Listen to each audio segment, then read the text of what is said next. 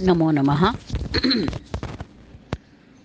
सर्व संस्कृत सखी सभेच्या सदस्यांसाठी मी डॉक्टर सौ विजया विलास जोशी, रेशीमबाग इथून आज माझ्या परमवंदनीय गुरुवर्य प्रज्ञाभारती डॉक्टर श्रीधर भास्कर वर्णेकर यांच्या प्रज्ञाभारतीयम या पुस्तकाचा परिचय घेऊन आपल्यासमोर उपस्थित झाले आहे. प्रज्ञाभारती डॉक्टर श्रीधर भास्कर वर्णेकर म्हणजे एक प्रशांत ज्ञानयोगी. जीवनात असीम साधना करीत असतानाच एखाद्या वटवृक्षाच्या तळी प्रज्ञावंत विशाल हृदयी ऋषीवर्याने आपल्यासमोर बसलेल्या ज्ञानपिपासूंना अथातो ब्रह्म जिज्ञासा या हेतूने खुल्या हाताने विद्येचे दान करावे. तद्वत सतत ज्ञानदान करीत गुरुवर्य प्रज्ञाभारतींनी आजवर अनेक शिष्य तयार केले. तशीच मीही एक. प्रज्ञाभारतींच्या साहित्याची समीक्षा करण्याचा माझा अधिकार नाही, योग्यता तर मुळीच नाही. तरीही त्यांच्या लोकोत्तर प्रज्ञेतून आणि प्रतिभेतून निर्माण झालेल्या साहित्य सागरासमान प्रज्ञाभारतीयम या ग्रंथरत्नाचा आढावा घेण्याचं हे धार्ष्ट्य मी त्यांची अल्पमती शिष्या करीत आहे. याचे मला पूर्ण भान आहे. माझ्या ध्यानातही ही गोष्ट आहे. आणि MA PhD DLiT अशा सर्वोच्च पदव्या मिळवून ज्या माझ्या या प्रज्ञावंत साहित्याचार्यांच्या मार्गदर्शनाखाली मला आचार्य पदवीसाठी प्रबंधाचे काम करायला मिळाले आणि ते करताना त्यांची शिष्या म्हणून प्रज्ञाभारतींनी मला जी अनमोल संथा दिली, जी नवीन दृष्टी दिली, त्याबद्दल मी नेहमीसाठी त्यांची ऋणाईत आहेच. त्यासाठी कधीही न फिटणाऱ्या गुरुऋणातून किंचित उतराई होण्याची आजच्या त्यांच्या जन्मदिनी साधलेली ही सुवर्णसंधी आहे असे मी मानते.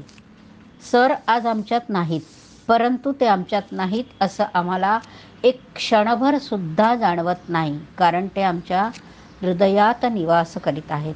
ये हृदयीचे ते हृदयी जे घातले आहे गुरुवर्यांनी, ते इतके आत रुतून बसले आहे की त्यांच्या शारीर उपस्थितीची कल्पनासुद्धा मनात येत नाही, त्याची जाणीवसुद्धा होत नाही. ते मनाने आमच्यामध्येच आहेत. आणि म्हणून त्यांचं एक आवडतं सुभाषितही होतं, छात्राः पृष्ठतः सन्तु छात्राः पुरतः सन्तु छात्राः सन्तु पृष्ठतः छात्राः वामतः सन्तु छात्राः सन्तु दक्षिणतः.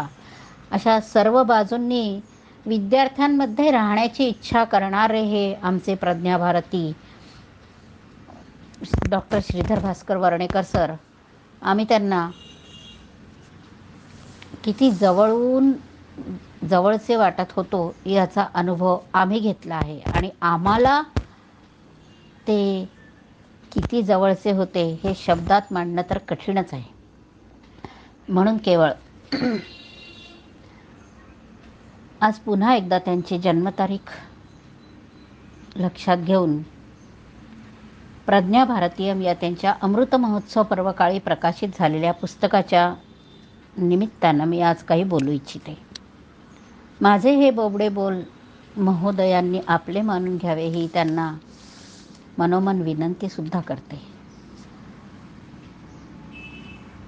संपूर्ण संस्कृत विश्वात नव्हे संपूर्ण विश्वात गाजत असलेलं एक असामान्य व्यक्तिमत्व आमच्या प्राचीन संचिताचा डोळस अभ्यास करून आणि परिश्रमपूर्वक त्यातील नवनीत अभ्यासकांसमोर ठेवून त्यांनी समाजाला इतकं उपकृत केलेलं आहे की त्या कार्याची तुलना इतरत्र होऊच शकत नाही.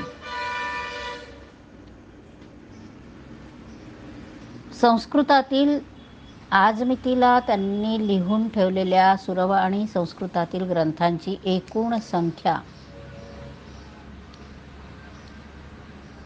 33 पर्यंतची आहे. प्रज्ञाभारतींनी वयाच्या 15व्या वर्षापासून अखंड अविरत संस्कृत सेवा केली. गीर्वाणवाणीतून मुक्तककाव्य, खंडकाव्य, महाकाव्य, महानाटक, कथासाहित्य, गद्यपद्यात्मक अनेक साहित्य प्रकार त्यांनी निर्माण केले आणि प्रकाशित करून त्यांचे साहित्य विक्रीसही ठेवले गेले. पुढे काही विद्यार्थ्यांनी वर्णेकरांचे साहित्य या विषयावर शोधप्रबंध लिहिलेत. तेव्हा पुस्तकं मिळवण्यासाठी त्या विद्यार्थ्यांची झालेली ससेहोलपट पाहून आपल्या समग्र संस्कृत साहित्याच्या बृहत खंड प्रकाशनाची प्रेरणा डॉक्टर वर्णेकरांच्या मनात उदय पावली. प्रज्ञाभारती डॉक्टर श्रीधर भास्कर वर्णेकर यांच्या अमृत महोत्सव निमित्ताने त्यांच्या साहित्याचे सर्वांगीण संकलन असणारा प्रज्ञाभारतीयम हा ग्रंथ प्रकाशित झाला. तो प्रकाशित झाला कसा? कोणाच्या हस्ते? तर तत्कालीन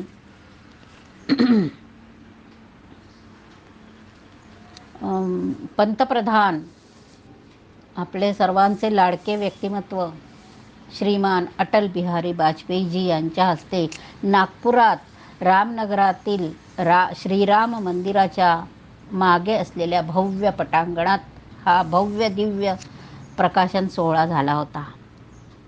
आम्ही त्याचे चक्षुर्वयी सत्यम साक्षी आहोत. याचा सार्थ अभिमानही मनात आहेच. प्रज्ञाभारतीयम हा ग्रंथ प्रज्ञाभारतींचे साहित्यिक अफाट कर्तृत्व वर्णन करणारा आहे. त्यांचा व्यासंग, अभ्यास, चिकित्सक वृत्ती, आपल्या कार्याप्रती असलेली त्यांची समर्पणाची भावना याद्वारे त्यांनी आपला शिष्य परिवारही निर्माण केला आहे. आज सार्थ शीर्षक असलेल्या या ग्रंथाचा किंचितसा परिचय करून घेऊया. सागरातून, अफाट साहित्य सागरातून, अथांग साहित्य सागरातून ही अनमोल रत्न, काही अनमोल रत्न फक्त वेचण्याचा अल्पसा प्रयत्न आहे. आणि जे सुटले असेल ते सांभाळून घ्यावे अशी श्रोत्यांना विनंती आहे. प्रज्ञाभारतीयम या ग्रंथाच्या प्रास्ताविकात लेखक सांगतात की कांची कामकोटी शांकरपीठाचे स्वामी श्री जयेंद्र सरस्वती महाराजांनी 1989 मध्ये सत्यानंद ज्ञानपीठाची प्रज्ञाभारती ही उपाधी त्यांना दिली. त्यांच्या इतर सर्व पूर्वापार पदव्या, बिरुद आणि पुरस्कारांच्या मालिकेत ह्या जगद्गुरूंद्वारा समर्पित उपाधीस मूर्धन्य स्थान आहे. ती प्रज्ञाभारतींची श्रद्धा. म्हणून 2 वर्षाच्या कालावधीत संकलित केलेल्या या ग्रंथाला प्रज्ञाभारतीयम हे शीर्षक त्यांनी दिले. हे शीर्षक प्रज्ञाभारतींचे जे जे काही ते इथे उपलब्ध आहे या अर्थानेही समुचित आहे. डॉक्टर श्रीभा वर्णेकरांच्या संस्कृत रचनांचा अभ्यास करताना असं दिसतं की त्यांच्या लेखणीचा व्यवहार सहेतुक आहे. त्यांच्या सर्व गद्यपद्य रचना या उत्स्फूर्त तरीही नियमबद्ध, शिस्तशीर आहेत. त्यांच्या प्रत्येक लिखाणामागे त्यांनी स्वतः केलेला निश्चयपूर्वक संकल्प किंवा प्रेरणा आहे. काही परप्रेरित साहित्यसुद्धा त्यांच्या रचना कौशल्यांचा समर्थ प्रत्यय देत आहे. माणसाच्या वैयक्तिक आणि राष्ट्रीय चारित्र्याचा विकास हे त्याच्या काव्यकलेचे प्रधान प्रयोजन असल्याचे जाणवल्याशिवाय राहत नाही. आणि या जाणीवेचा पुरावा श्रीभांनी केलेल्या ग्रंथांच्या विभाजनातून मिळतो. प्रज्ञाभारतीयमचं 7 विभाजन प्रज्ञाभारतींनी केले आहे.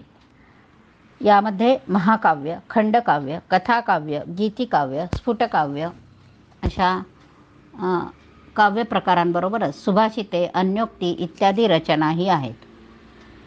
नाटक, महानाटकांचाही अंतर्भाव आहे.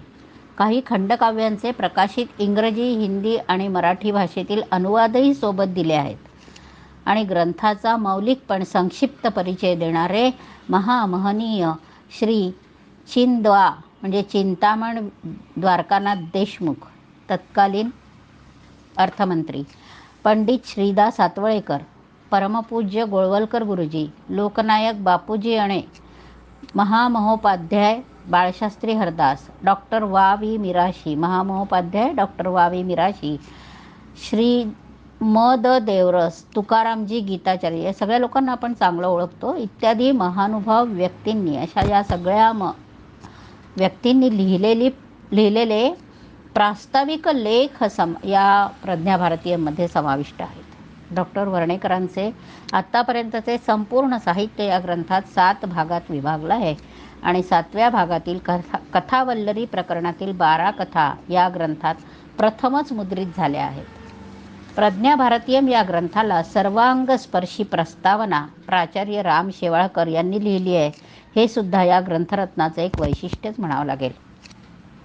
ज्यांना शक्य आहे त्यांनी हा ग्रंथ मिळवून अवश्य वाचावा आणि ज्यांच्याजवळ असेल त्यांनी तो आपल्या आजूबाजूच्या संस्कृत सख्यांना निश्चित वाचायला द्यावा, असाही एक छोटासा आवाहनात्मक भाग या ठिकाणी व्यक्त करावासा वाटतो. प्रज्ञा भारतीयमच्या पहिल्या भागात प्रज्ञा भारतींनी भारतीय जनमानसात श्रद्धास्थान असलेल्या श्री शिवचरित्रपर भक्तिरसायन अशा आपल्या शिवराज्योदयम या महाकाव्याचं संकलन केलं आहे. हे 3913 श्लोकांचं 68 सर्गांचं एक महाकाव्य आहे.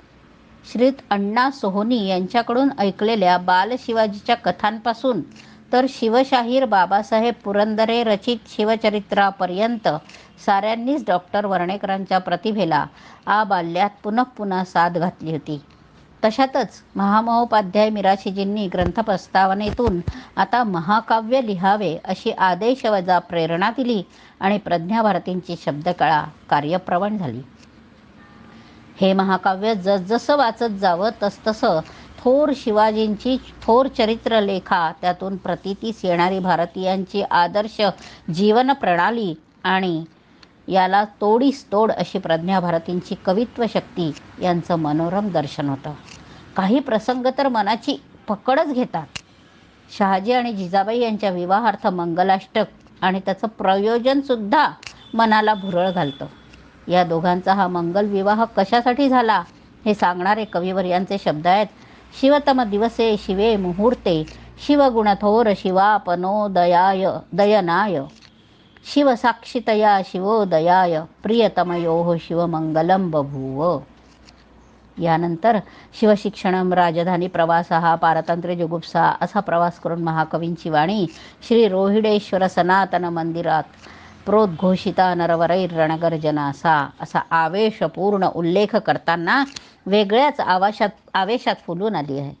शिवचरित्रातील सगळ्या नाट्यमय आणि रोमांचकारी घटनांचं तितकंच रोमांचक आणि दृक्प्रत्ययकारी चित्रण डॉक्टर वर्णेकरांच्या सिद्धहस्त लेखणीनं केलेलं आहे. छत्रपतींच्या ब्रह्मार्पण वृत्तीचा निर्देश करून डॉक्टर वर्णेकरांनी काव्य समाप्ती केली आहे. दुसऱ्या भागामध्ये खंडकाव्याचं प्रामुख्याने संकलन केलेलं आहे. यात मंदोर्मिमाला, वात्सल्य रसायनम, रामकृष्ण परमहंसीयम, कालिदास रहस्यम, गजानन महाराज प्रार्थना स्तोत्रम, विनायक वैजयंती आणि जवाहर तरंगिणी तसंच कृष्णमूर्ती प्रबोधन सारहा, सत्यशतकम आणि प्रार्थना स्तोत्रम यांचा समावेश आहे. यातील पहिले स्फुटकाव्य, नंतरची 6 खंडकाव्ये आणि त्यानंतरची 3 अनुवादित काव्ये आहेत. मंदोर्मिमालेत भारतभूमीचे मंगल मनोहारी जयगीत आहे, तर विभूतिवंदन स्तोत्रम या शतश्लोकीत नद्या, नगरी, महापुरुष, सत्पुरुष, रामायण महाभारतातील भारतादी गीतादी ग्रंथांचे भक्तिरसपूर्ण वर्णन पाठांतर सुलभ अशा ओघवत्या शैलीत केलं आहे. यानंतरच्या 250 स्फुटश्लोकात कितीतरी सुरस वीरत्व भावोद्दीपक काव्यरचना आहेत, ज्या मुळातूनच वाचायला हव्यात. रसिक विद्वानांच्या बुद्धीला खाद्य पुरवणाऱ्या सिंह, मंडूक, गज वगैरे प्राणी आणि मेघ, सूर्य, चंद्र, समुद्र इत्यादी निसर्गातील शक्ती यांच्या अनन्यसाधारण अन्योक्ती लक्षणीय आहेत. अलंकार शिरोमणी डॉक्टर वर्णेकरांनी विविध काव्यात जवळजवळ सर्वच अलंकारांची यथायोग्य पखरण लीलया केलेली आहे. ती किती हृद्य आहे याचा बोलका प्रत्यय देणारं, त्यांचं अनुप्रास यमकांची गुंफण असणारं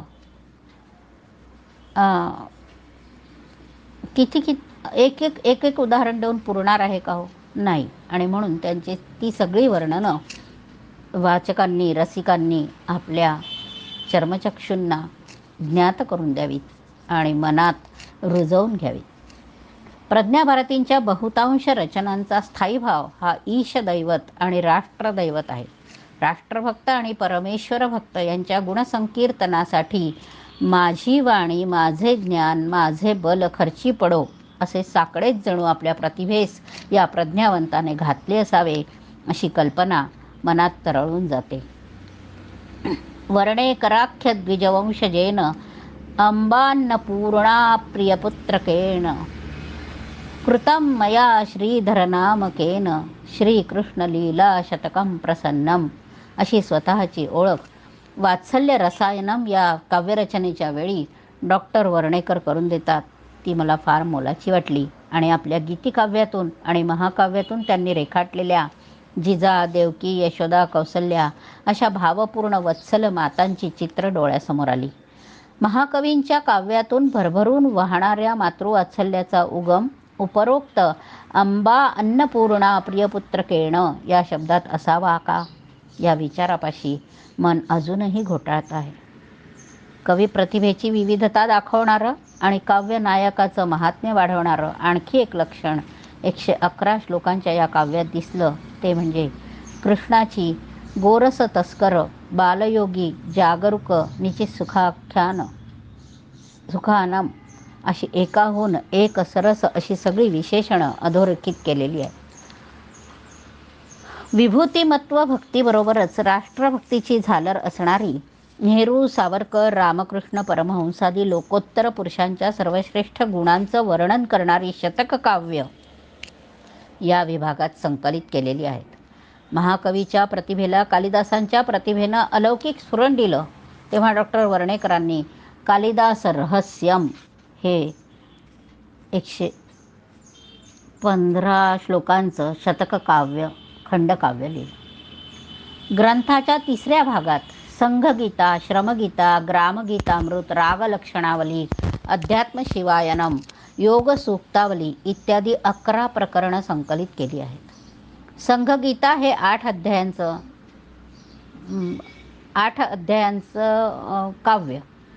त्यात 151 श्लोकांमधून परमपूज्य श्री गुरुजींच्या मुखाने राष्ट्रीय स्वयंसेवक संघाची विचारप्रणाली, कार्यपद्धती आणि प्रयोजन इत्यादी विषय विस्ताराने संवाद रूपात वर्णित आहेत. सर्वच श्लोक सुभाषितांच्या धाटणीचे आणि सोपे आहेत. महात्मा गांधींच्या मुखी श्रमगीता आहे.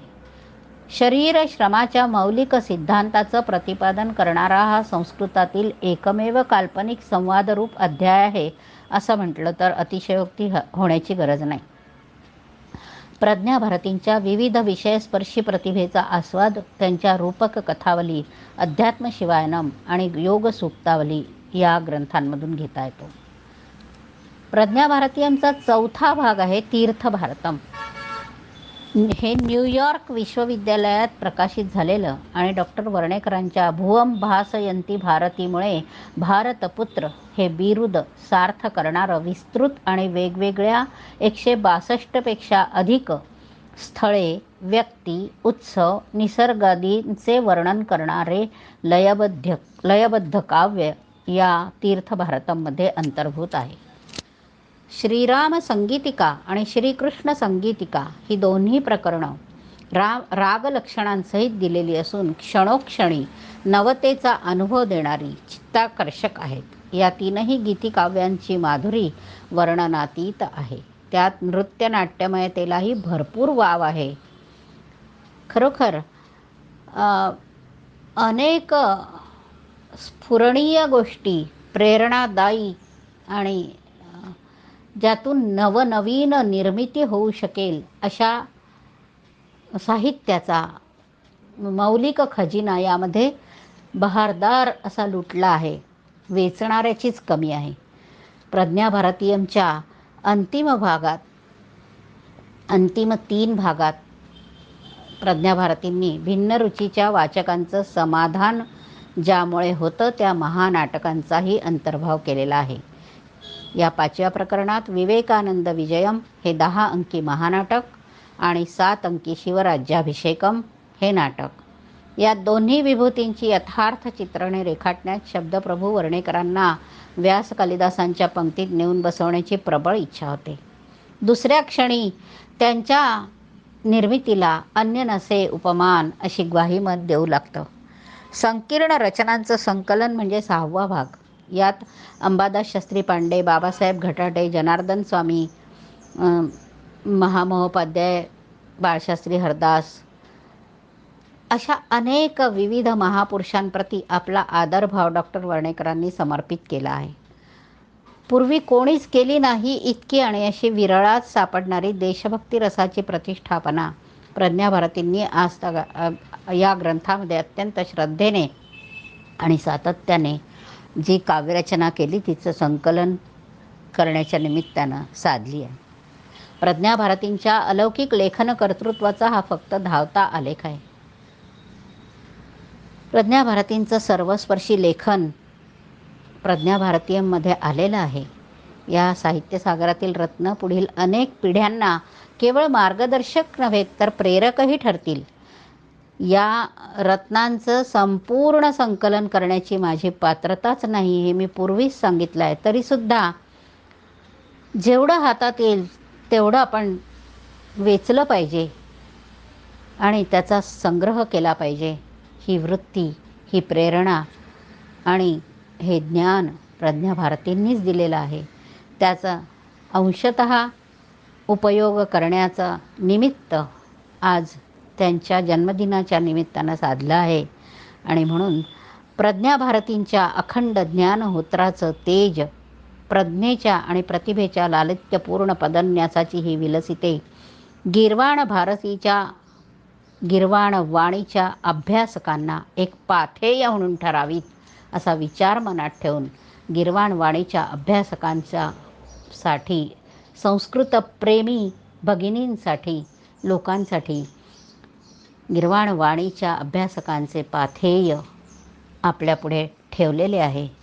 या शिदोरीचा आपण जरूर उपयोग करावा आणि संस्कृत भाषेच्या प्रवासामध्ये जेव्हा जेव्हा लागेल तेव्हा तेव्हा ही शिदोरी उघडून त्यातून हव्या त्या मिष्टान्नाचा आस्वाद आपण घ्यावा अशी आपणास नम्र विनंती करते. प्रज्ञाभारतींना, डॉक्टर श्रीधर भास्कर वर्णेकरांना म्हणजेच दादासाहेब वर्णेकरांना, पितृतुल्य वर्णेकरांना ही शिष्या उपाख्य कन्या आज एक नम्र प्रणिपात करते. धन्यवाद.